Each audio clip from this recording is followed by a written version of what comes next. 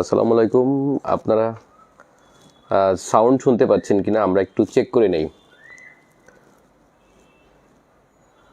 Sound clear কিনা আমরা একটু কমেন্টে জানাই। আর এই মুহূর্তে যারা যুক্ত হচ্ছি, কে কোথা থেকে যুক্ত হচ্ছি আমরা একটু লিখলে ভালো হবে।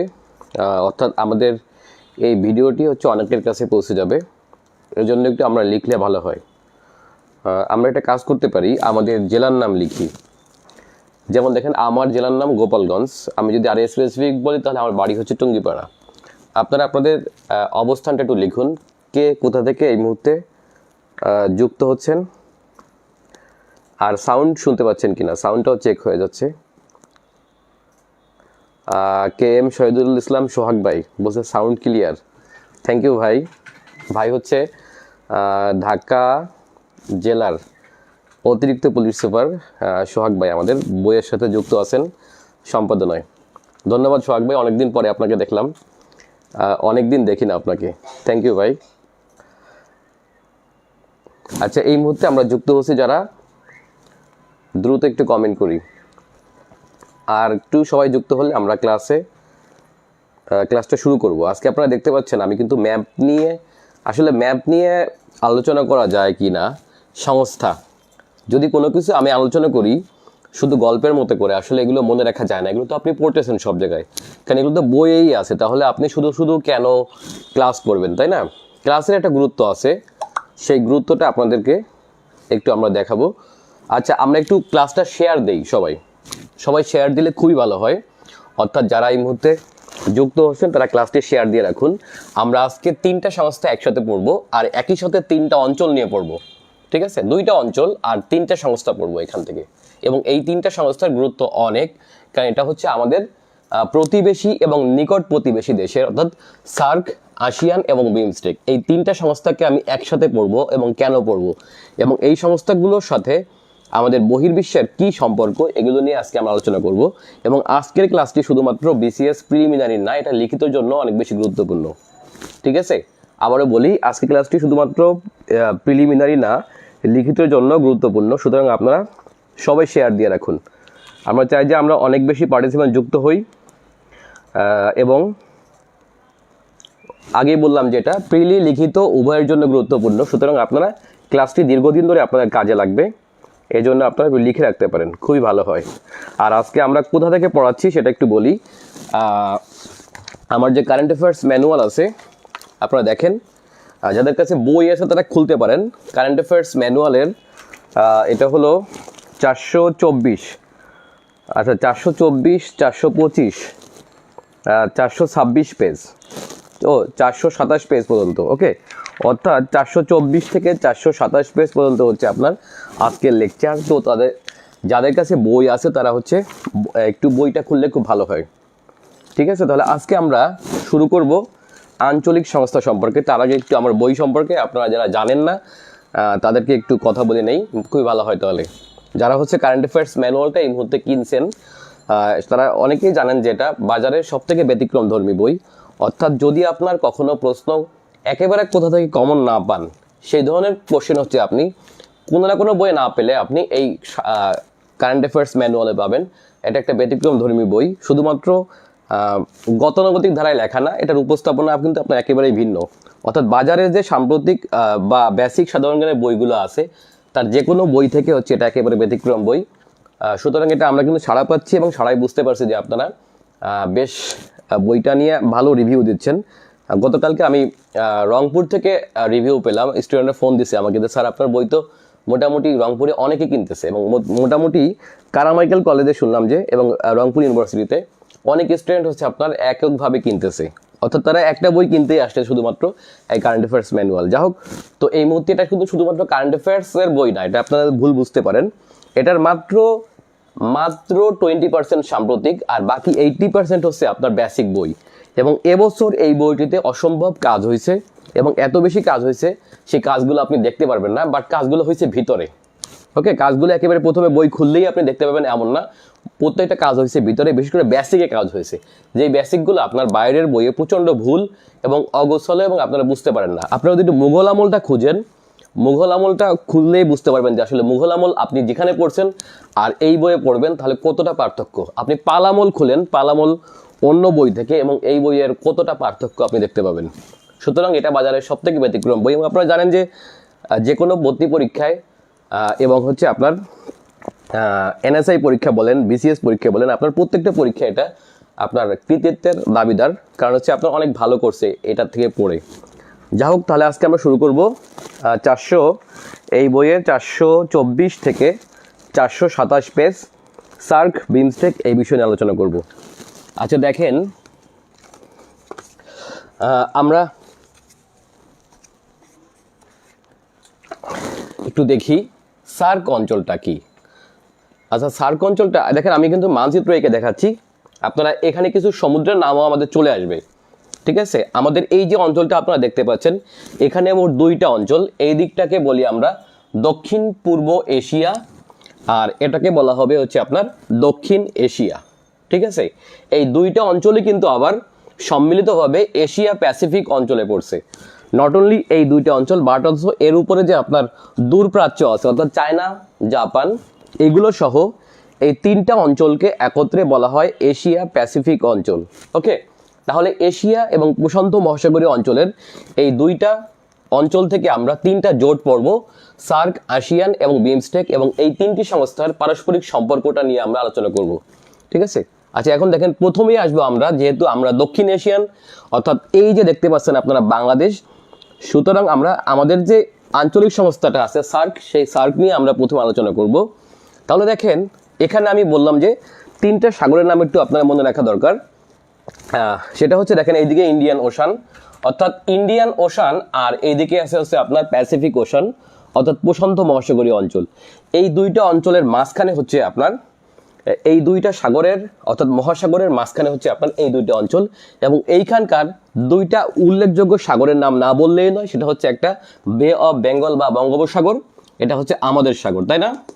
আর এইদিকে আছে হচ্ছে আপনার সাউথ চায়না সি, যেটা হচ্ছে এই 2টাকে কেন্দ্র করে হচ্ছে আপনার মূলত এই অঞ্চলের রাজনীতি আবর্তিত।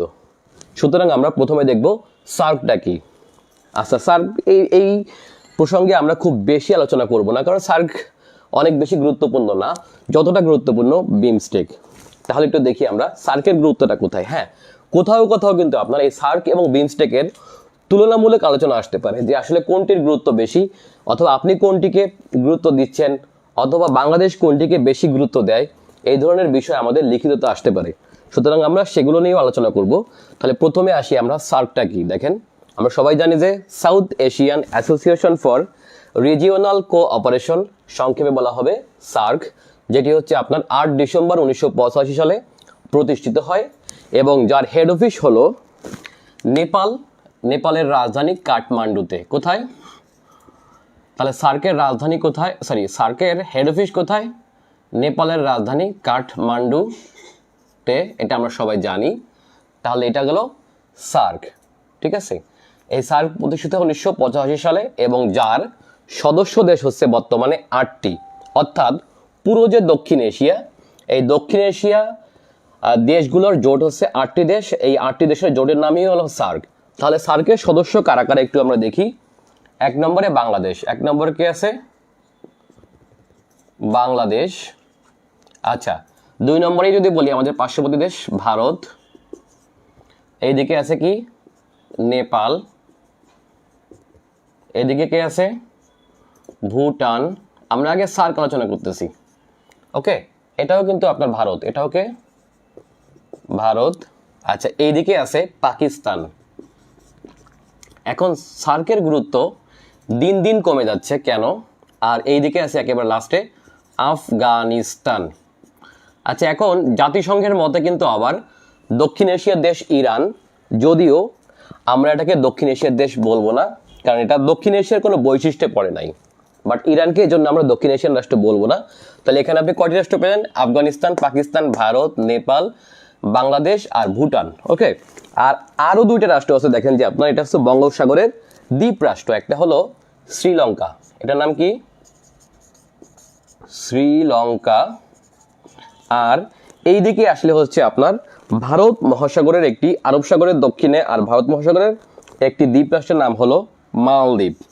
তাহলে মালদ্বীপ একটা দ্বীপ রাষ্ট্র, ঠিক আছে। তাহলে আমরা কয়টি রাষ্ট্র পেলাম এখানে? 8টি রাষ্ট্র। এই 8টি রাষ্ট্র মিলে হচ্ছে আপনার সার্ক অঞ্চল, ঠিক আছে। এখন দেখেন যে এই সার্কের গুরুত্বটা একেবারে দিন দিন কমে যাচ্ছে। তার একটা বড় কারণ হচ্ছে আপনার দক্ষিণ এশিয়ার 5টি রাষ্ট্র, অর্থাৎ ভারত বাংলাদেশ সহ এই ভারত বাংলাদেশের মিত্র 5টি রাষ্ট্র সার্কের সেভাবে প্রসার হোক এটা চায় না, বরঞ্চ তারা সার্কের পরিবর্তে বিমস্টেককে বেশি গুরুত্ব দেয়।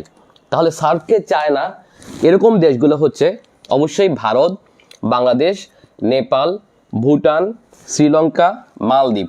এরা সার্কের সেভাবে করে প্রসার ওইভাবে চাচ্ছে না, যদিও আপনার পাকিস্তান, আফগানিস্তান সার্ককে গুরুত্ব দেয়, কিন্তু আমরা সার্ককে গুরুত্ব দেই না। তারও একটা বড় কারণ দেখেন যে আপনার সর্বশেষ যে সার্ক সম্মেলন, এই সার্ক সম্মেলনটা কিন্তু হওয়ার কথা ছিল পাকিস্তানের রাজধানী ইসলামাবাদে, কিন্তু ভারত এবং বাংলাদেশ সেই সম্মেলনটা হচ্ছে আপনার কি করে, সেই সম্মেলন হচ্ছে আপনার যোগ দেয় না, যেতে হচ্ছে আপনার অস্বীকৃতি জানায়। জানানোর পরে কিন্তু আপনার বাকি দেশগুলো হচ্ছে আপনার এই যে নেপাল, ভুটান, শ্রীলঙ্কা, মালদ্বীপ, এরাও হচ্ছে আপনার এই পাকিস্তান সম্মেলনে যাওয়ার জন্য অস্বীকৃতি জানায়। যে কারণে সার্কের লাস্ট সম্মেলন হয় হচ্ছে সেই 2014 সালে নেপালের কাঠমান্ডুতে। তাহলে সার্কের সর্বশেষ সম্মেলন হয় 2014 সালে। কত সালে বলুন তো? 2014 সালে এটি হচ্ছে আপনার নেপালের রাজধানী কাঠমান্ডুতে।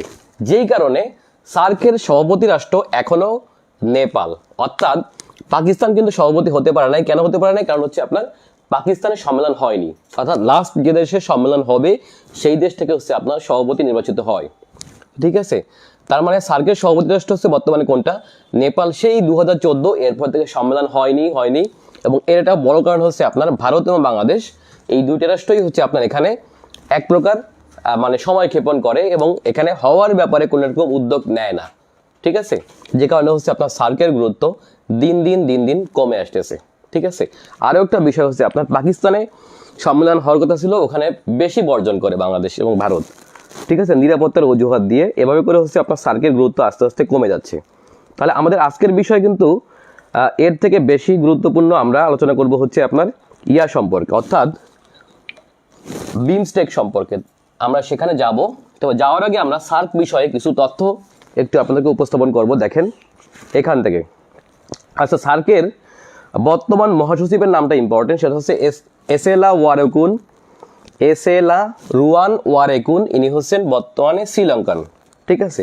অর্থাৎ সার্কের বর্তমান মহাসচিব কোন দেশের নাগরিক? তিনি হলেন শ্রীলঙ্কার নাগরিক, অর্থাৎ তার নাম হচ্ছে এসেলা ওয়ারেকুন, সংক্ষেপে বলা হয় এসেলা ওয়ারেকুন। এই আর সার্ক অঞ্চল থেকে যদি প্রশ্ন আসে যে সার্ক অঞ্চলের ল্যান্ড লক কান্ট্রি কোনগুলা, দেখেন প্রায় প্রত্যেকের সমুদ্র বন্দর আছে, কিন্তু সার্ক অঞ্চলে সমুদ্র বন্দর নেই এরকম দেশ হচ্ছে আপনার নেপাল, ভুটান আর হলো আফগানিস্তান।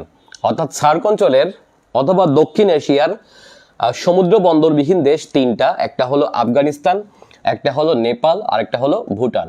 এই 3টার কিন্তু কোনো সমুদ্র বন্দর নেই। অর্থাৎ বুঝতেই পারছেন, যেসব রাষ্ট্রের সমুদ্র বন্দর নেই সেই রাষ্ট্রগুলো সাধারণত আপনার অন্য রাষ্ট্রের উপর ডিপেন্ড করে এবং এগুলো দুর্বল হয়ে থাকে। যেমন এগুলো হচ্ছে আপনার এক প্রকার দুর্বল রাষ্ট্র, এক ধরনের ভঙ্গুর রাষ্ট্র, দেখছেন খেয়াল করে। এবং এদের সাথে সম্পর্ক খুবই কম থাকে বাইরের দেশে, কারণ বাইরের দেশের সম্পর্ক এরা অন্যের উপর ডিপেন্ড করে, ঠিক আছে। তবে এখানে একটা বিষয় দেখেন যে সার্কের যে গভর্নিং বডি, এটা কিভাবে গঠিত হয় দেখেন। একজন মহাসচিব, যেমন বর্তমানে শ্রীলঙ্কা থেকে, আর 8টি দেশের 8 জন প্রতিনিধি। বাকি যে 8টি সদস্য দেশ আছে, বাকি না, প্রত্যেক দেশের হচ্ছে আপনার 8 জন সদস্য নিয়ে হচ্ছে আপনার এর গভর্নিং বডি, অর্থাৎ মোট 9 জন সদস্য মিলে হচ্ছে আপনার এই সার্কের গভর্নিং বডি গঠিত, ঠিক আছে। অর্থাৎ একজন মহাসচিব এবং 8টি সদস্য দেশ থেকে 8 জন কি প্রতিনিধি মিলে হচ্ছে আপনার সার্কের গভর্নিং বডি, অর্থাৎ 9 সদস্য বিশিষ্ট, ঠিক আছে। এখন এই যে সার্কের ইতিহাস থেকে, সার্কের বর্তমান অবস্থা থেকে বেশি একটা প্রশ্ন হয় না। প্রশ্ন হতে পারে আপনার মহাসচিব থেকে, প্রশ্ন হতে পারে সার্কের দুর্যোগ ব্যবস্থাপনা কেন্দ্র কোথায়, অথবা বিভিন্ন আঞ্চলিক যে কেন্দ্রগুলো আছে সেগুলো থেকে হচ্ছে আপনার স্কিপ করে যে প্রশ্ন করা হয়, ঠিক আছে। যেমন সার্কের পর্যবেক্ষক রাষ্ট্র কয়টি, সেটা হচ্ছে আপনার 8টা। মনে রাখবেন যে সার্কের পর্যবেক্ষক রাষ্ট্র কয়টা, বর্তমানে 8টা। সেই 8টা হলো যুক্তরাষ্ট্র, চীন, জাপান, দক্ষিণ কোরিয়া, অস্ট্রেলিয়া, ইরান, মিয়ানমার এবং মরিশাস। আপনারা চাইলে এটা পরবর্তীতে ভিডিও স্কিপ করে আপনারা দেখতে পাবেন, ভিডিও পরবর্তী টেনে টেনে দেখতে পারবেন, ঠিক আছে। এটা আমি সংক্ষেপে আলোচনা করে যাব। এখন দেখেন যে 20তম সম্মেলন, সর্বশেষ যে সম্মেলনটা হয় সেটা হচ্ছে 18তম সম্মেলন। তাহলে 2014 সালে কাঠমান্ডুতে যে সম্মেলনটি হয় ওটি ছিল হচ্ছে আপনার 18তম সম্মেলন। কততম বলুন তো? 18তম সম্মেলন অনুষ্ঠিত হয় সর্বশেষ কাঠমান্ডুতে। আর 19তম সম্মেলন হওয়ার কথা ছিল হচ্ছে ইসলামাবাদে। কোথায়? ইসলামাবাদ মানে হচ্ছে পাকিস্তান। এটা হলো 19তম সম্মেলন, অর্থাৎ 19তম সম্মেলন হচ্ছে আপনার ক্যান্সেল হয়, ঠিক আছে। অর্থাৎ 19তম সম্মেলন ক্যান্সেল হয় 2000, এটা কি সম্ভবত 16 দিকে হবে বা 15-16 এরকম হবে।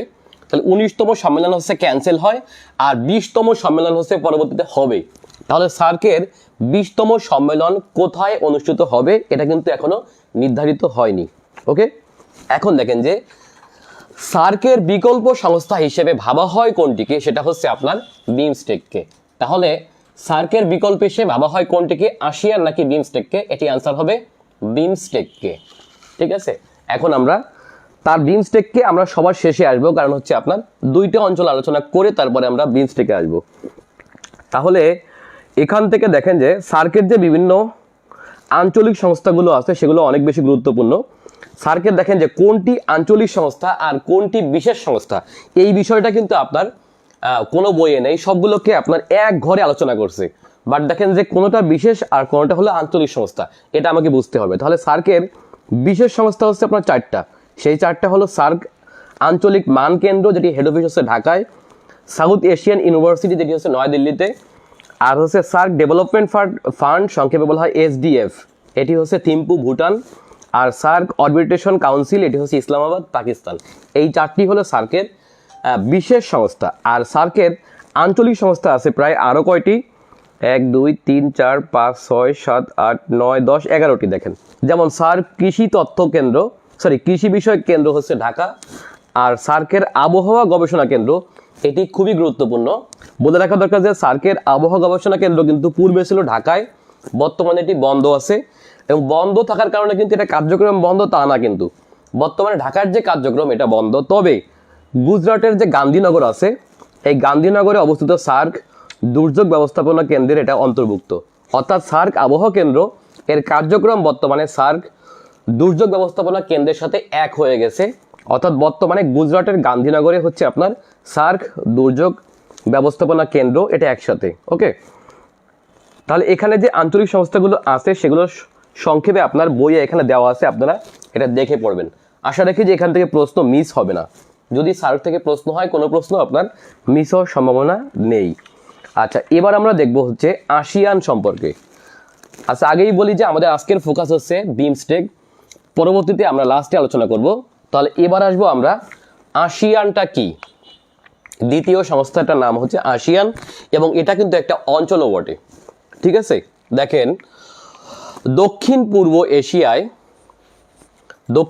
এশিয়ায় মোট রাষ্ট্র আছে কয়টি? সেটি হচ্ছে আপনার 11টি। দক্ষিণ পূর্ব এশিয়ার যে 11টি রাষ্ট্র আছে, এই 11টি রাষ্ট্র থেকে 10টি রাষ্ট্র মিলে হচ্ছে আপনার আসিয়ান গঠিত। তাহলে মনে রাখবেন দক্ষিণ পূর্ব এশিয়ার দেশগুলোর আঞ্চলিক জোটের নাম হলো আসিয়ান। তাহলে দক্ষিণ পূর্ব এশিয়া কোথা থেকে শুরু? যেখানে বাংলাদেশ শেষ, ভারত শেষ, দেখছেন, এরপরেই আপনার শুরু হচ্ছে আপনার মায়ানমার, এখান থেকে শুরু হচ্ছে আপনার দক্ষিণ পূর্ব এশিয়া। আর এখান থেকে উত্তর দিকে গেলে হচ্ছে বিশাল করে এই যে ভূখণ্ড দেখতে পাচ্ছেন, এটা হলো আপনার চায়না। ওকে, আর এদিকে হচ্ছে আপনার সাউথ চায়না সি, এদিকে হচ্ছে আপনার প্যাসিফিক ওশান, আর নিচের দিকে হচ্ছে আপনার অস্ট্রেলিয়া। এর মাঝখানে যে অঞ্চলটা দেখতে পাচ্ছেন এটাকে বলা হয় সাউথ ইস্ট এশিয়া, অর্থাৎ দক্ষিণ পূর্ব এশিয়া। ওকে, তাহলে দক্ষিণ পূর্ব এশিয়া কিভাবে অবস্থিত? উত্তরে হচ্ছে আপনার চায়না, আর পশ্চিম দিকে হচ্ছে বাংলাদেশ এবং ভারত, আর এখান থেকে আরও আছে হচ্ছে আপনার বে অফ বেঙ্গল এবং ইন্ডিয়ান ওশান, আর দক্ষিণে হচ্ছে আপনার অস্ট্রেলিয়া। এর মাঝখানে যে অঞ্চলটা এটাকে বলা হয় কি দক্ষিণ পূর্ব এশিয়া। এখন এই যে দক্ষিণ পূর্ব এশিয়া এবং দক্ষিণ এশিয়া সাথে হচ্ছে আপনার দূরপ্রাচ্য, এই 3টি অঞ্চলকে একত্রে বলা হয় এশিয়া প্যাসিফিক অঞ্চল। কি বলা হয় এটাকে বলা হয় এশিয়া প্যাসিফিক অঞ্চল। এটা আপনার বইয়ে আঞ্চলিক ব্যবস্থাপনায় এগুলো আলোচনা করা আছে, ঠিক আছে। আচ্ছা, এবার একটু দেখবো আমরা তাহলে আসিয়ানটা কি। আগেই বলছি দক্ষিণ পূর্ব এশিয়ায় মোট দেশ কয়টি? দক্ষিণ পূর্ব এশিয়ায় দেশ কয়টি? 11টি, ঠিক আছে। এর মধ্যে আসিয়ানের সদস্য কয়টি? আসিয়ান এর সদস্য দেশ হচ্ছে কয়টি? 10টি। তার মানে বুঝতেই পারছেন দক্ষিণ পূর্ব এশিয়ার একটি দেশ আসিয়ানের সদস্য না, সেই একটি হলো পূর্ব তিমুর। কে বলেন তো? পূর্ব তিমুর। তবে পূর্ব তিমুর কিন্তু ভবিষ্যতে সদস্য হবে, কারণ পূর্ব তিমুর হচ্ছে আসিয়ানের কি পর্যবেক্ষক রাষ্ট্র। তাহলে এখন দেখব আমরা এই দক্ষিণ পূর্ব এশিয়ার দেশ কে কে অথবা আসিয়ানের সদস্য কে কে, এটা একটু আমরা অন্য কালিতে লিখব। যেহেতু আগে আমরা এই কালিটা ইউজ করছি, এখানে আমরা আরেকটা কালি ইউজ করবো। তাহলে এই দেশটার নাম হলো মায়ানমার। আচ্ছা, এটা একটা জনপ্রিয় টেকনিকের মাধ্যমে আমরা মনে রাখতে পারি, সেটা হলো এমটিভির ফিল্ম দেখলে বিসিএস হবে না। এটা আপনারা সবাই জানেন, আমি এগুলো লিখবো না। এমটিভি মানে হচ্ছে মায়ানমার, থাইল্যান্ড, ভিয়েতনাম, তারপর হচ্ছে আপনার ফিল্ম, এফএ তো ফিলিপাইন। আচ্ছা, আমি আপনার লিখে লিখে দিই ওই সূত্র অনুযায়ী। আচ্ছা, এমটিভির ফিল্ম দেখলে বিসিএস হবে না, তাহলে এম এ মায়ানমার, টিতে পাশের দেশ থাইল্যান্ড। তাহলে থাইল্যান্ডের সাথে আমাদের সীমান্ত নেই, তবে আমাদের একেবারে প্রতিবেশী রাষ্ট্র, দেখছেন? টিতে থাইল্যান্ড। আচ্ছা, এমটিভি, ভিতে ভিয়েতনাম,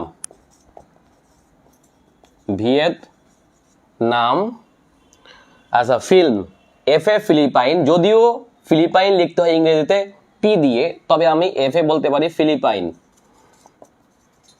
ফিলিপাইন একটা প্রশান্ত মহাসাগরীয় দ্বীপ রাষ্ট্র, দেখছেন? তারপরে ফিল্ম এফ আইতে হলো ইন্দোনেশিয়া। দেখেন ইন্দোনেশিয়া একটা দ্বীপ রাষ্ট্র, এই যে দেখতে পাচ্ছেন প্রায় 17,000 দ্বীপ নিয়ে গঠিত ইন্দোনেশিয়া। তাহলে এই রাষ্ট্রটার নাম কি হবে একসাথে? ইন্দোনেশিয়া, ঠিক আছে। আচ্ছা, এল এ হচ্ছে লাওস। দেখেন লাওস একটা ল্যান্ডলক কান্ট্রি, কারণ চারদিক থেকে হচ্ছে আপনার এই দক্ষিণ পূর্ব এশিয়ার একমাত্র ল্যান্ডলক কান্ট্রি হলো এই লাওস, দেখছেন? এর চারদিকে ভূখণ্ড লাওস। আচ্ছা, এম এ হলো মালয়েশিয়া। মালয়েশিয়ার এবার দুইটা ভূখণ্ড, মালয়েশিয়া। দেখেন এই দিকটা হচ্ছে মালয় উপদ্বীপ, আর এই দিকটা হচ্ছে আপনার সাবা ও সারওয়াক, এই দুইটা মিলে মালয়েশিয়া। এই যে একটু মালয়েশিয়া, এই যে একটু মালয়েশিয়া, দেখছেন? তাহলে ফিল্ম FILM। আচ্ছা, দেখলে বিসিএস হবে না। বিতে কি হয়? বিতে হয় ব্রুনাই। এখন ব্রুনাই রাষ্ট্রটাও আবার একটা রাষ্ট্রের মাঝখানে, সেটা হচ্ছে এই যে যে একটা ভূখণ্ড আপনারা দেখতে পাচ্ছেন, এটাকে বলা হয় বর্নিও দ্বীপ। এই বর্নিও দ্বীপে আমি আগেই বলছি 3টা দেশের অংশ, অর্থাৎ উপরের দিকটা মালয়েশিয়া, নিচের দিকটা হচ্ছে ইন্দোনেশিয়া, যেখানে হচ্ছে এই দিকে রাজধানী সরে যাবে। আপনারা জানেন যে ইন্দোনেশিয়ার রাজধানী হচ্ছে বর্তমানে জাকার্তা, এই জায়গাটায়, দেখছেন? এই জাকার্তা থেকে ইন্দোনেশিয়ার রাজধানী যাচ্ছে কোথায়? নুসান্তারায়। 2045 সালে হচ্ছে এই রাজধানী পরিবর্তন হবে, এখন হচ্ছে প্রসেসিং এ আছে। ওকে, আর আমরা দেখাবো হচ্ছে ব্রুনাইটা কই, তাই না? ব্রুনাইটা হচ্ছে এই যে মালয়েশিয়ার মাঝখান থেকে একটু ছোট অংশ, নাম হচ্ছে ব্রুনাই। এই দেশটার নাম হলো কি তাহলে? ব্রুনাই। আচ্ছা, তাহলে ফিল্ম বিসিএস, বিতে ব্রুনাই, সিতে হচ্ছে আপনার কম্বোডিয়া। এই যে মাঝখানে এইদিকে ভিয়েতনাম, এইদিকে লাওস, এদিকে থাইল্যান্ড, মাঝখানে রাষ্ট্রটার নাম হলো, এটার নাম হলো কম্বোডিয়া।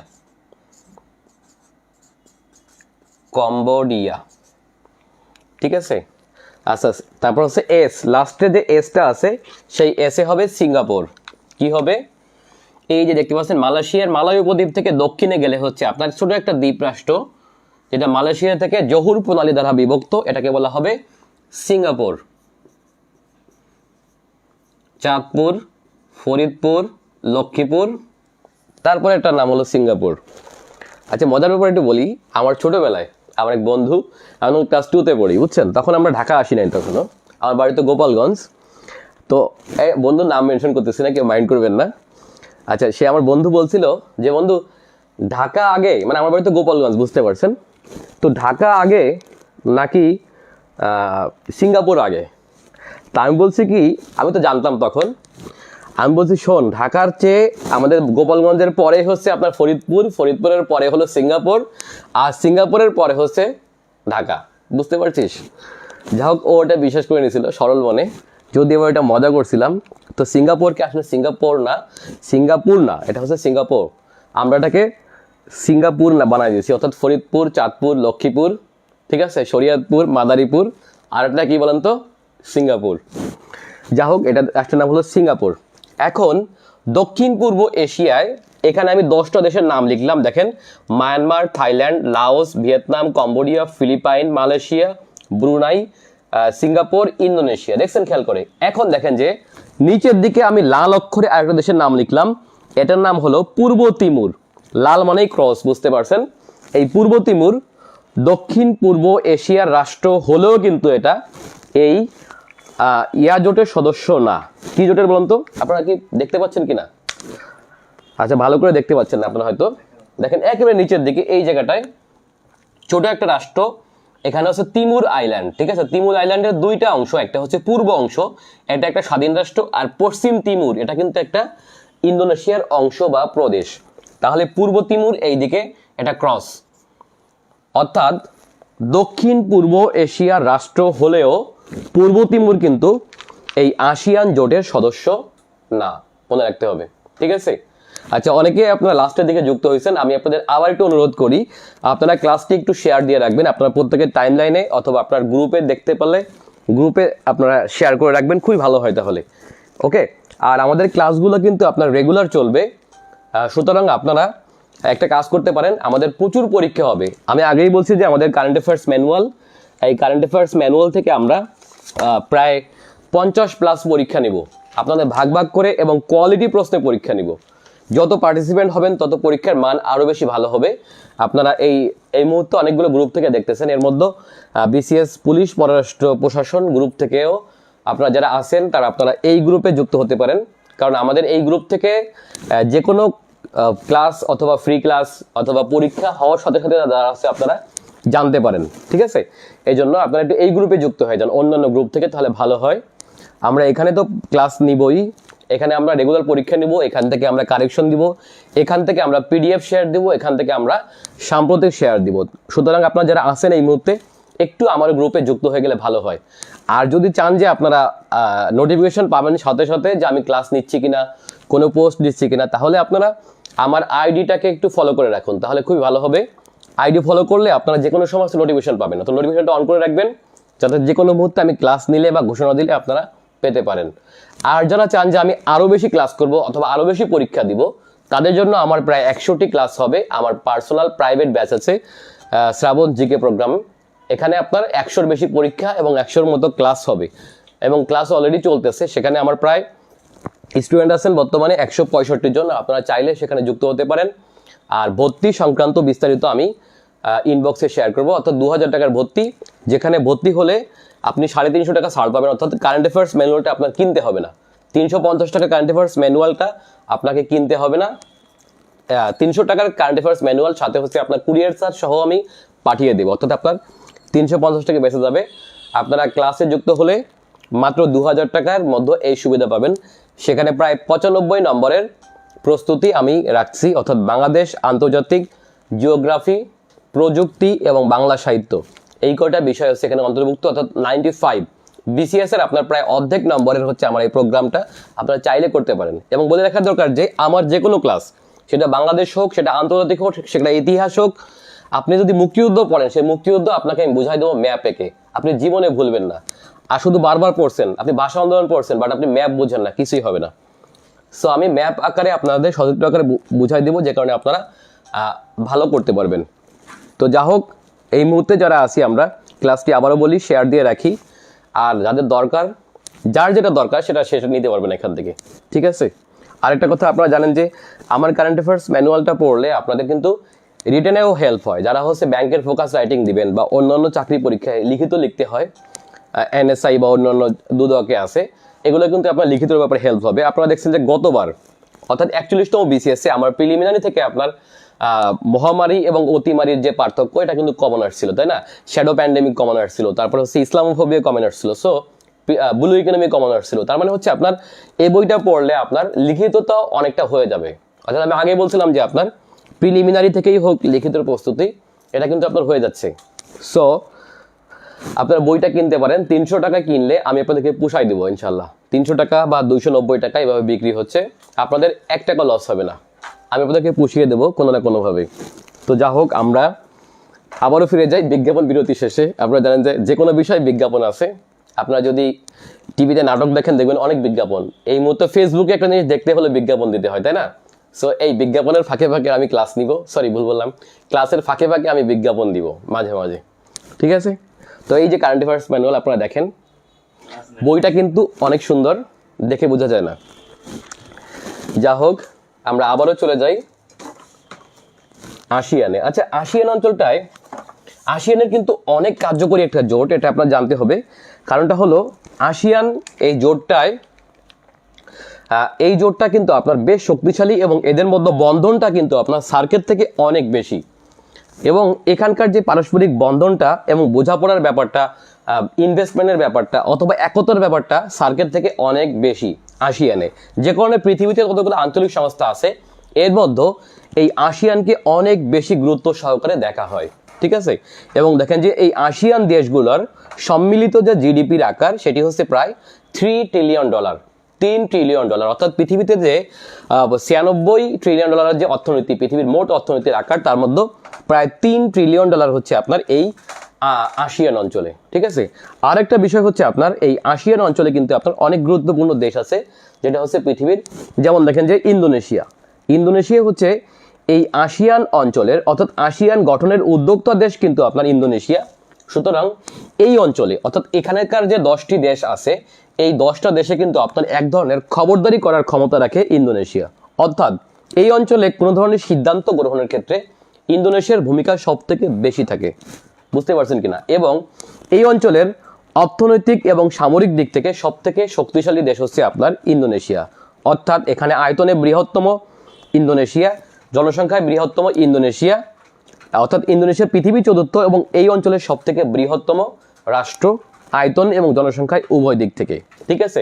তার মানে ইন্দোনেশিয়ার একটা গুরুত্ব আছে, যে কারণে এই অঞ্চলে কোনো সিদ্ধান্ত গ্রহণের ক্ষেত্রে ইন্দোনেশিয়ার ভূমিকা সব থেকে বেশি।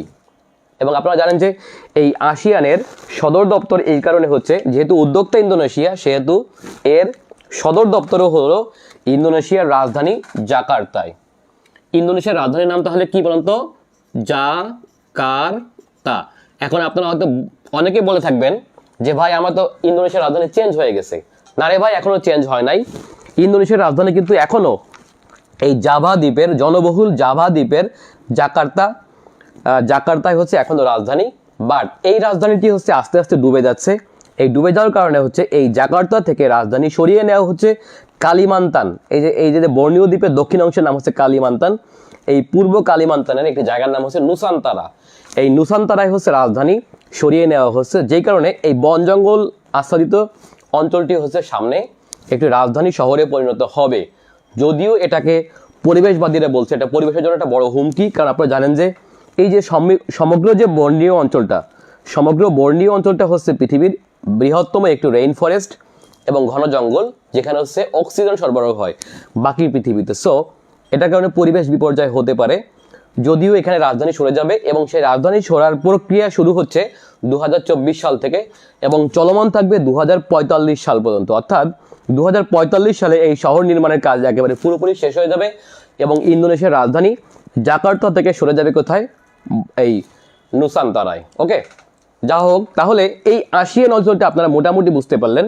এই আসিয়ান অঞ্চলে কোনো ধরনের সিদ্ধান্ত গ্রহণের ক্ষেত্রে সব থেকে বেশি ভূমিকা রাখে কে?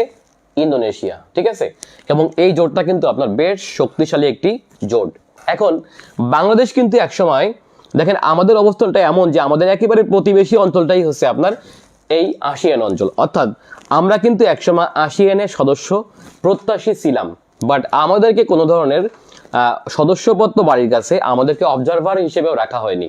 অর্থাৎ আসিয়ানের অবজারভার মাত্র 2টা, সেটা হচ্ছে একটা পূর্ব তিমুর, যেটা হচ্ছে আসিয়ানের মেম্বার না, এটা হচ্ছে পর্যবেক্ষক। আরেকটা হচ্ছে ওশেনিয়া মহাদেশের একটি দেশ, যেটা দেখেন যে এই যে ইন্দোনেশিয়া দেখতে পাচ্ছেন আপনারা, এটাও ইন্দোনেশিয়ার পশ্চিম পাপুয়া, এই পশ্চিম পাপুয়ার এই পাশে যে অঞ্চলটা তাকে বলা হচ্ছে আপনার নিউ গিনি, অর্থাৎ পাপুয়া নিউ গিনি। এই পাপুয়া নিউ গিনি কিন্তু এখানে সদস্য প্রত্যাশী, তবে সদস্য না। অর্থাৎ আসিয়ানের পর্যবেক্ষক রাষ্ট্র হচ্ছে আপনার দুইটা, একটা হচ্ছে পূর্ব তিমুর, আর একটা হচ্ছে আপনার ওশেনিয়ান অঞ্চলের দেশ, যেটা হচ্ছে আপনার পাপুয়া নিউ গিনি। ওকে, এটা মনে রাখতে হবে। তাহলে আমরা এখান থেকে শিখলাম আসিয়ান সম্পর্কে মোটামুটি তথ্য। আচ্ছা, আর তো দেখতে পাচ্ছেন আপনার এখানে কিন্তু আপনার চায়নার একটা খবরদারি করতে চায়, বাট চায়না কিন্তু এখানে খুব বেশি একটা পেরে উঠতে পারে না, কারণ এখানকার রাষ্ট্রগুলো বেশ কিছুটা শক্তিশালী, আর পাশাপাশি এরা কিন্তু জোটবদ্ধভাবে বেশ মানে হচ্ছে আপনার চায়নার সাথে এরা বিভিন্ন ধরনের ঝামেলায় লিপ্ত। এর একটা বড় কারণ দেখতে পাচ্ছেন আপনারা, দেখেন যে এইদিকে চায়না, যেহেতু এইদিকে বিশাল যে সাগর, পৃথিবীর বৃহত্তম সাগর, যার নাম হচ্ছে সাউথ চায়না সি। আবার দেখেন এইদিকে হচ্ছে আপনার বিখ্যাত মালাক্কা প্রণালী। সো এই অঞ্চলটা দিয়ে চায়নার বাণিজ্য করতে হয় হিউজ পরিমাণ। ওকে, পৃথিবীর একটা 60% বাণিজ্য কোনো না কোনোভাবে এই অঞ্চল দিয়ে হয়ে থাকে। সো এই অঞ্চলটা নিয়ে আপনার প্রশ্ন কিন্তু রেগুলার হয়ে থাকে। যেমন এবছর অর্থাৎ 43তম বিসিএসে কিন্তু আপনার প্রশ্ন আসছিল এই সাউথ চায়না সির কার কার সাথে দ্বন্দ্ব আছে, কার সাথে দ্বন্দ্ব নেই, এইগুলো সম্পর্কে। যেমন দেখেন ভিয়েতনামের সাথে দ্বন্দ্ব আছে চায়নার, ফিলিপাইনের সাথে দ্বন্দ্ব আছে চায়নার, ব্রুনেইয়ের সাথে দ্বন্দ্ব আছে চায়নার, মালয়েশিয়ার সাথে দ্বন্দ্ব আছে চায়নার, ইন্দোনেশিয়ার সাথে দ্বন্দ্ব আছে চায়নার। কেন দ্বন্দ্ব আছে? কারণ হচ্ছে এই সাউথ চায়নার সির মালিকানা নিয়ে। ঠিক আছে, তাহলে মালিকানা নিয়ে দ্বন্দ্ব নেই কার? লাওসের, দ্বন্দ্ব নেই কার? কম্বোডিয়ার, কারণ এদের সাথে সমুদ্র পড়ে নাই। দ্বন্দ্ব নেই কার? থাইল্যান্ডের। এই বিষয়গুলোও কিন্তু আমাদের একটু সূক্ষ্মভাবে বুঝতে হবে। তার মানে এখানে যখন আপনি বুঝতে যাবেন, এটা কিন্তু মুখস্থ যদি নাও করেন, আপনি খেয়াল করবেন যে সাউথ চায়না সি কার কার তীরে পড়ছে। সো যার যার কাছে পড়ছে তার সাথে দ্বন্দ্ব চায়নার, ইট ইজ ইজি একটা বিষয়। ওকে, এই তাহলে আমরা দ্বিতীয় যে জিনিসটা শিখলাম সেটা হচ্ছে আপনার আসিয়ান সম্পর্কে। এখন আসবো আমরা আজকের লেকচারের যে মেইন বিষয়, এটা আপনার বোঝার বিষয়, সেটা হচ্ছে আপনার বিমস্টেক সম্পর্কে। What is BIMSTEC? ঠিক আছে, এখন দেখেন যে যদি প্রশ্ন আসে যে সার্ক অঞ্চল, সার্ক এবং আসিয়ান অঞ্চলের মাঝখানে সেতু বন্ধন হিসেবে কাজ করে যে সংস্থা, তার নাম কি? তার নাম হলো আপনার বিমস্টেক। অর্থাৎ সার্ক এবং বিমস্টেক অঞ্চলের মধ্যে, সার্ক এবং আসিয়ান অঞ্চলের মধ্যে এক ধরনের যোগসূত্র স্থাপন করছে যেই সংস্থাটি, তার নাম হলো বিমস্টেক। এই বিমস্টেকের পূর্ণরূপ হলো, আপনারা সবাই জানেন যে বে of Bengal initiative for multi sectoral technical and economic cooperation, সংক্ষেপে যেটাকে বলা হয় বিমস্টেক। অর্থাৎ এটা হলো বঙ্গোপসাগরীয় অঞ্চলের দেশগুলোর একটি আঞ্চলিক জোটের নাম হলো বিমস্টেক, যে কারণে এই বিমস্টেককে বলা হয় বে অফ বেঙ্গল ফ্যামিলি। তাহলে মনে রাখতে হবে বে অফ বেঙ্গল ফ্যামিলি নামে পরিচিত যে সংস্থা, তার নাম হলো বিমস্টেক। তাহলে বিমস্টেক আর এক কি নামে পরিচিত? বিমস্টেককে ডাকা হয় বে অফ বেঙ্গল ফ্যামিলি। এখন এই যে বে অফ বেঙ্গল, এটাও কিন্তু একটু আমার বোঝার বিষয় আছে, কারণ আঞ্চলিক ম্যাপটা আপনাকে বোঝা জরুরি। সেটা হচ্ছে বে অফ বেঙ্গলের তীরবর্তী দেশ কারা কারা, তাই না? আচ্ছা দেখেন, আমরা কি সৌভাগ্যবান যে আমাদের নামে একটা সাগরের নাম আছে, তাই না? এবং সেই সাগরে শুধুমাত্র আমাদের না, আমরা সেখানে ছোট একটি অংশ জুড়ে আমরা বাংলাদেশ, দেখেন বেঙ্গল, তাই না? এইটুকু। বাট এখানে কিন্তু বিশাল দেশ ইন্ডিয়া, এদিকে আছে শ্রীলঙ্কা, এদিকে আছে মায়ানমার, এদিকে আছে থাইল্যান্ড। মূলত বঙ্গোপসাগরের তীরবর্তী দেশগুলো হলো, আমি আবারও বলি মূলত বলছি, কিন্তু মূলত বঙ্গোপসাগরের তীরবর্তী দেশগুলো হলো বাংলাদেশ, ভারত, মায়ানমার এবং থাইল্যান্ড। এই যে থাইল্যান্ড দেখছেন, আর এদিকে কিন্তু মালয়েশিয়া, আবার এদিকে আসলে কিন্তু মালয়েশিয়া হয়ে যাবে। এখন মালয়েশিয়া, ইন্দোনেশিয়া, আর এইদিকে আছে ভারতের আন্দামান দ্বীপপুঞ্জ। ঠিক আছে, এই যে অঞ্চলটা দেখতে পাচ্ছেন, এটাও কিন্তু বঙ্গোপসাগরের একেবারে কাছাকাছি, যেটা হচ্ছে আমরা বলি মালাক্কা প্রণালী। বাট মালাক্কা প্রণালী বঙ্গোপসাগরের একেবারে কাছাকাছি হলেও এইখানকার যে সাগরটা, এটাকে স্পেসিফিক ভাবে আরেকটা সাগরের নামকরণ করা হয়, যেটাকে বলা হয় আন্দামান সাগর। এটাকে কি বলা হয়? আন্দামান সাগর। তবে এটাকেও অনেকে বঙ্গোপসাগর বলে থাকে, বাট এটাকে আমি বঙ্গোপসাগর বলবো না, এটাকে বলবো আমি আন্দামান সাগর। যদি না থাকে তাহলে এটাকে বঙ্গোপসাগর বলবো। তাহলে বঙ্গোপসাগর কোনটা বুঝতে পারছেন? মেইনলি হচ্ছে বাংলাদেশ, ভারত, মায়ানমার, থাইল্যান্ড এবং শ্রীলঙ্কার পার্শ্ববর্তী যে সাগর, তাকে বলা হয় বঙ্গোপসাগর। তাহলে 1, 2, 3, 4, 5, এই মেইন হচ্ছে আপনার 5টি দেশের তীরবর্তী বঙ্গোপসাগর। ঠিক আছে, এইটা হচ্ছে বঙ্গোপসাগরীয় অঞ্চল। এই এখন বে অফ বেঙ্গল ফ্যামিলি, অর্থাৎ এই বিমস্টেক কিভাবে যাত্রা শুরু করে, এটা একটু আমরা দেখব। আচ্ছা, এটা হলো 6 জুন 1997 সালে, তাহলে মনে রাখা দরকার 6 জুন 1997 সালে থাইল্যান্ডের রাজধানী ব্যাংককে, তাহলে থাইল্যান্ডের রাজধানীর নাম কি? ব্যাংকক। এই ব্যাংককে 6 জুন 1997 সালে মনে রাখতে হবে। তাহলে 6 জুন 1997 সালে থাইল্যান্ডের রাজধানী ব্যাংককে এই বঙ্গোপসাগরীয় অঞ্চলের 4টি দেশের পররাষ্ট্রমন্ত্রীরা একটি বৈঠকে মিলিত হয়ে এই বে অফ বেঙ্গল ফ্যামিলি খ্যাত বিমস্টেক গঠনের ব্যাপারে প্রথম সিদ্ধান্ত গ্রহণ করে। যদিও তখন কিন্তু এই সংস্থার নাম বিমস্টেক ছিল না, মনে রাখতে হবে, তখনও কিন্তু এটা নাম বিমস্টেক ছিল না। বিমস্টেক বানানটা একটু আপনাদের বর্তমান দেখাই, BIMSTEC,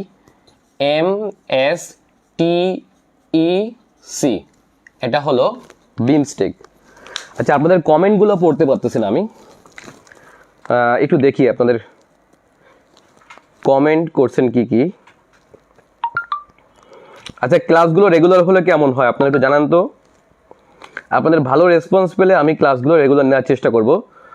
আন্তর্জাতিক সংস্থা যাই বলেন না কেন, ভূ রাজনীতি তো অবশ্যই আমি সংস্থার ম্যাপ দিয়ে বোঝাবো, বাট যে কোনো সাধারণ জ্ঞান আমি ম্যাপ দিয়ে বোঝাই। আমি যখন ইউরোপের ইতিহাস পড়াচ্ছি, ইউরোপের ইতিহাস আমি পুরোপুরি ম্যাপ দিয়ে বোঝাই দিচ্ছি। আঞ্চলিক ব্যবস্থা পড়াচ্ছি, পুরোপুরি ম্যাপ দিয়ে বোঝাচ্ছি। আপনি যদি মুক্তিযুদ্ধ পড়েন, আপনি মুক্তিযুদ্ধকে আপনি দেখতে পাবেন ইনশাল্লাহ, সেভাবে আমরা ম্যাপ দিয়ে পড়তে পারি, তাহলে কিন্তু আপনার ভুল হবে না। ঠিক আছে, তাহলে আমরা দেখি বিমস্টেক গঠিত হলো 6 জুন 1997 সালে থাইল্যান্ডের রাজধানী ব্যাংককে। তখন কিন্তু এই আমি একটু বেঙ্গল এইটা একটু মুছে দেই, মনে রাখবেন এখানে আপনার বঙ্গোপসাগর আমি একটু মুছে দেই, কারণ এখানে লিখতে হবে। তখন হচ্ছে আপনার 4টি দেশ, এই 6 জুন 1997 সালে হচ্ছে ব্যাংককে 4টি দেশ মিলে গঠন করে। সেই 4টি দেশের সংক্ষিপ্ত নাম হলো BIST, ওকে, BISTEC। আচ্ছা, এখন দেখেন বিতে কি, অবশ্যই বুঝতে পারছেন, বিতে বাংলাদেশ, আইতে ইন্ডিয়া, এসে শ্রীলঙ্কা, টিতে থাইল্যান্ড। তার মানে 6 জুন 1997 সালে যেই 4টি দেশ মিলে এই বিমস্টেক গঠন করে, বিমস্টেক মানে বর্তমান বিমস্টেক, তখন হচ্ছে বিস্টেক। দেখেন BISTEC, তার মানে এই 4টি দেশ, এই প্রথম যে BIST, এই বিস্ট ছিল হচ্ছে আপনার এই তীরবর্তী 4টি দেশের নাম, অর্থাৎ বিতে বাংলাদেশ, আইতে ইন্ডিয়া, এসে শ্রীলঙ্কা, আর টিতে হলো থাইল্যান্ড, তার মানে ছিল নাকি মায়ানমার। তার মানে বিমস্টেকের ফাউন্ডার মেম্বার কয়টি, সেটি হচ্ছে আপনার 4টি। সেই 4টি হলো আপনার বাংলাদেশ, ইন্ডিয়া, শ্রীলঙ্কা, থাইল্যান্ড, আর ইতে হচ্ছে ইকোনমিক, সিতে হচ্ছে কোঅপারেশন। তার মানে Bangladesh, India, Sri Lanka, Thailand economic cooperation, সংক্ষেপে ছিল বিমস্টেক। ওকে, তখনও কিন্তু আপনার বিমস্টেক হয়নি এবং মায়ানমারও এখানে কিন্তু আপনার যোগ দেয়নি। ওকে, মনে রাখতে হবে 97 সালের লাস্টের দিকে এসে, অর্থাৎ 22 ডিসেম্বর, আপনার দেশের পাশে লিখলে মনে থাকবে, 22 ডিসেম্বর 1997 সালে পঞ্চম দেশ হিসেবে যোগ দেয়। কে বলেন তো? পঞ্চম দেশ হিসেবে যোগ দেয়, সেটি হচ্ছে আপনার মায়ানমার। এখন যেহেতু মায়ানমারের প্রথম অক্ষর এম, তাহলে এখানে একটা এম যুক্ত হয়। দেখেন BIO মাঝখানে এম যুক্ত হয়, যেহেতু অধ্যক্ষর অনুযায়ী BI, অর্থাৎ 22 ডিসেম্বর 1997 সালে মায়ানমার এই সংস্থায় যোগ দিলে এই সংস্থার পূর্ণরূপ হয় বিমস্টেক, BIMSTEC।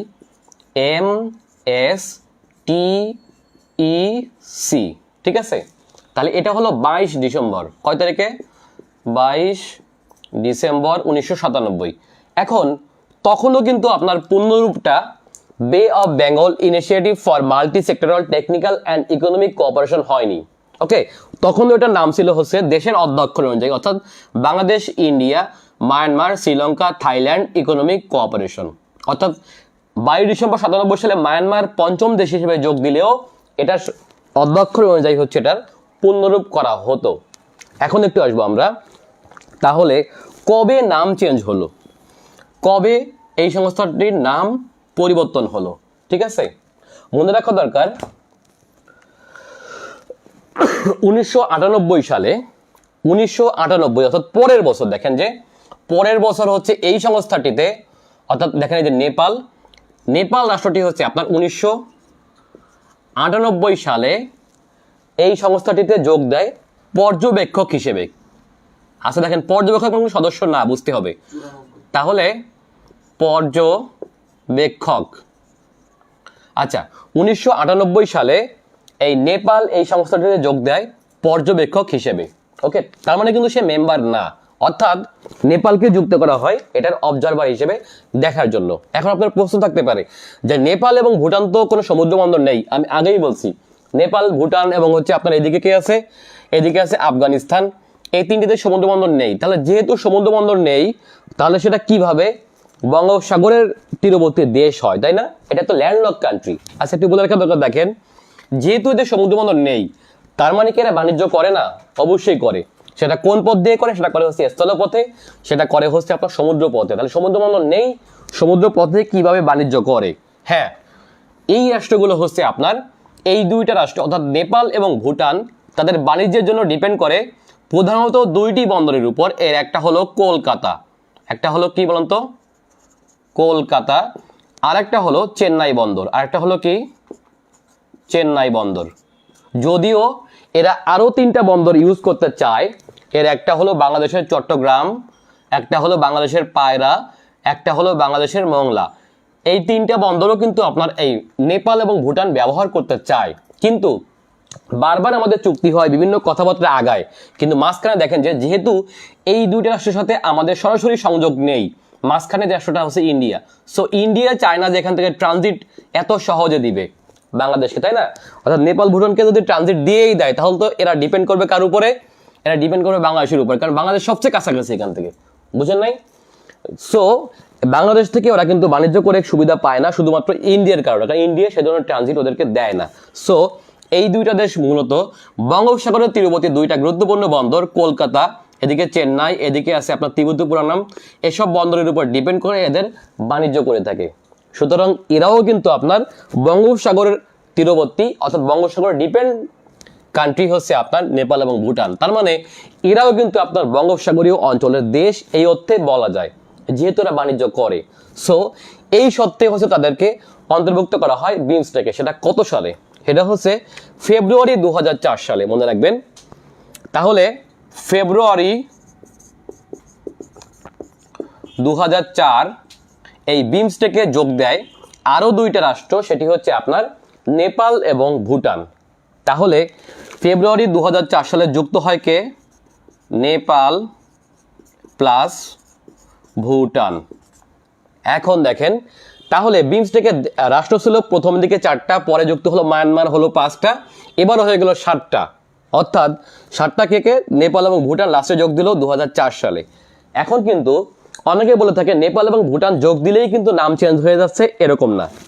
তখনও কিন্তু আপনার অনেক দিন ধরে এটার নাম সেই প্রথম অক্ষরে ছিল, তখনও তার নাম ছিল হচ্ছে আপনার বিমস্টেক। মানে ফেব্রুয়ারি 2004 সালে নেপাল এবং ভুটান যোগ দেওয়ার পরেও এটার নাম ছিল বিমস্টেক, কিন্তু সেখানে কিন্তু মাঝখানে দুইটা রাষ্ট্র উজ্জ্বল হয়ে যায়, সেটা হচ্ছে আপনার নেপাল এবং হচ্ছে ভুটান, এদের নাম কিন্তু আসে না, তাই না?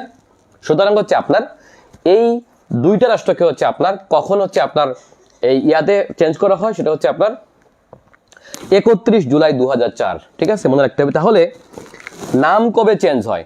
নাম চেঞ্জ হয় হচ্ছে আপনার 31 জুলাই 2004, মনে রাখবেন।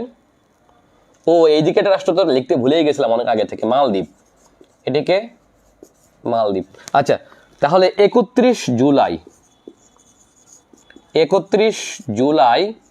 2004 বাংলিশ হয়ে গেল। আচ্ছা দাও 2004, 31 জুলাই 2004 এই বিমস্টেকের নাম পরিবর্তন করা হয়, মানে বিমস্টেকের অধ্যক্ষরের পূর্ণরূপ পরিবর্তন করা হয়। সেটা হচ্ছে কিভাবে? তার মানে দেখেন যে নেপাল এবং ভুটান যোগ দেয় 2004 সালের ফেব্রুয়ারি মাসে, বাট তখনও কিন্তু আপনার নাম চেঞ্জ হয় নাই, নাম চেঞ্জ হয় আরো পরে। দেখেন জুলাই মাসে এসে প্রায় 5-6 মাস পরে এসে নাম চেঞ্জ হয় 31 জুলাই 2004 সালে। এটার পূর্ণরূপ হয় বে of Bengal initiative for multi sectoral technical and economic cooperation. অর্থাৎ তখন মাত্র চেঞ্জ হলো এই বিমস্টেক নামে। খেয়াল করে দেখছেন? তার মানে এই যে তথ্যগুলো আপনাদেরকে আমি এই মুহূর্তে পড়ালাম, এগুলোই সব থেকে অথেন্টিক তথ্য। এখন এই বিমস্টেকের সহযোগিতার ক্ষেত্র কয়টি? আচ্ছা, মনে রাখবেন যে বিমস্টেকের সহযোগিতার ক্ষেত্র মোট 14টি, লিখিতর জন্য খুব বেশি গুরুত্বপূর্ণ এই তথ্যগুলা। তাহলে বিমস্টেকের বর্তমান পণ্যরূপ কি বলেন তো? বিমস্টেকের বর্তমান পণ্যরূপ হলো বে of Bengal initiative for multi sectoral technical and economic cooperation. এখন দেখেন যে এই বিমস্টেক প্রতিষ্ঠার পরে এর হেড অফিস ছিল কোথায়? হেড অফিস ছিল হচ্ছে থাইল্যান্ডের রাজধানী ব্যাংককে। বাট বর্তমানে কিন্তু অর্থাৎ 2014 সালে এই ব্যাংকক থেকে এর সদর দপ্তর নিয়ে আসা হয় ঢাকার গুলশান 2-এ। ঢাকার গুলশান 2। তাহলে বিমস্টেকের হেড অফিস কোথায়? ঢাকার গুলশান 2-এ। ঠিক আছে, এটা হলো বিমস্টেকের সদর দপ্তর। আর এই বিমস্টেকের বর্তমান যিনি মহাসচিব তিনি হলেন কে বলেন তো? বিমস্টেকের বর্তমান মহাসচিবের নাম হলো শ্রীলঙ্কার নাগরিক, অর্থাৎ যাকে বলা হয় তেনজিন নেকফেল। ওকে, তেনজিন নেকফেল হচ্ছে শ্রীলঙ্কার নাগরিক, যিনি হলেন বর্তমানে এই বিমস্টেকের মহাসচিব। ঠিক আছে, তেনজিন, ভুল বললাম, শ্রীলঙ্কার না, ইনি হলেন ভুটানের। আচ্ছা, তেনজিন নেকফেল, ভুটানের তেনজিন নেকফেল নামটা খুবই উল্লেখযোগ্য, পরীক্ষায় আসে বারবার। তাহলে তেনজিন নেকফেল ইনি হলেন বর্তমানে এই বিমস্টেকের মহাসচিব। এখন আমি আগেই বলছি বিমস্টেকের সহযোগিতার ক্ষেত্র কয়টি? আচ্ছা, মনে রাখবেন যে বিমস্টেকের সহযোগিতার ক্ষেত্র মোট 14টি। এর মধ্যে বাংলাদেশ কোন দুইটিকে লিড দেয়? মনে রাখবেন যে এক নম্বর যেটা আছে সেটি হচ্ছে আপনার trade, TRADE, trade and investment,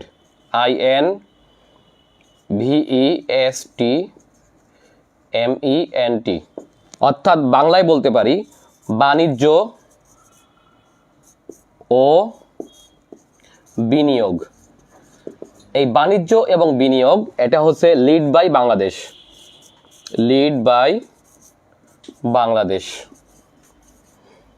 BANGLA। আচ্ছা, মনে রাখবেন যে ট্রেড অ্যান্ড ইনভেস্টমেন্ট এই দুইটাকে লিড দেয় কে? বাংলাদেশ। এরকম করে আপনার যেমন হচ্ছে টেকনিক্যাল সাইডটা, অর্থাৎ হচ্ছে আপনার টেকনিক্যাল সাইডে কিন্তু আপনার শ্রীলঙ্কা অনেক বেশি উন্নত, কারিগরি ব্যাপারগুলো এগুলো দেখে হচ্ছে আপনার শ্রীলঙ্কা। অর্থাৎ বিমস্টেকের মোট 14টি সহযোগিতার ক্ষেত্র, এর মধ্যে বাংলাদেশ লিড দেয় হচ্ছে দুইটিকে, সেটি হচ্ছে আপনার ট্রেড অ্যান্ড ইনভেস্টমেন্ট। মনে রাখবেন। এখন অনেকে এটাকে আবার দুইটা ভাবে, না, এটা মিলে হচ্ছে একটা। তাহলে প্রথম যে সহযোগিতার ক্ষেত্র মোট 14টি, তার মধ্যে প্রথমটাই লিড দেয় বাংলাদেশ, সেটি হচ্ছে ট্রেড অ্যান্ড ইনভেস্টমেন্ট, যেটাকে বলা হয় বাণিজ্য এবং বিনিয়োগ। ঠিক আছে, এখন দেখেন যে আমরা এখান থেকে আরো কিছু বিষয় জানবো। তার মধ্যে উল্লেখযোগ্য বিষয়টা হলো এই যে আমি প্রথমে বলছিলাম যে সার্ক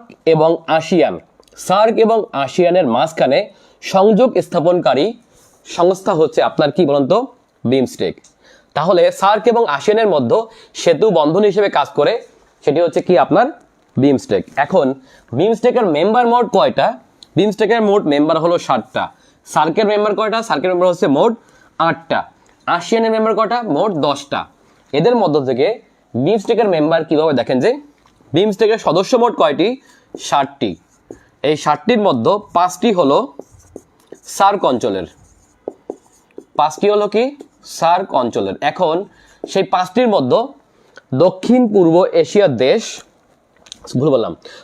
এশিয়ার দেশ অথবা সার্ক অঞ্চলের কোন 3টি দেশ এটা সদস্য না, অর্থাৎ বিমস্টেকের সদস্য না। সার্কের যে 3টা রাষ্ট্র, সেই 3টার একটা হলো মালদ্বীপ কিন্তু বিমস্টেকের সদস্য না।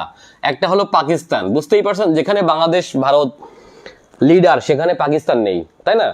আচ্ছা, আরেকটা হলো আফগানিস্তান, এ তো এমনিতেই পিছিয়ে।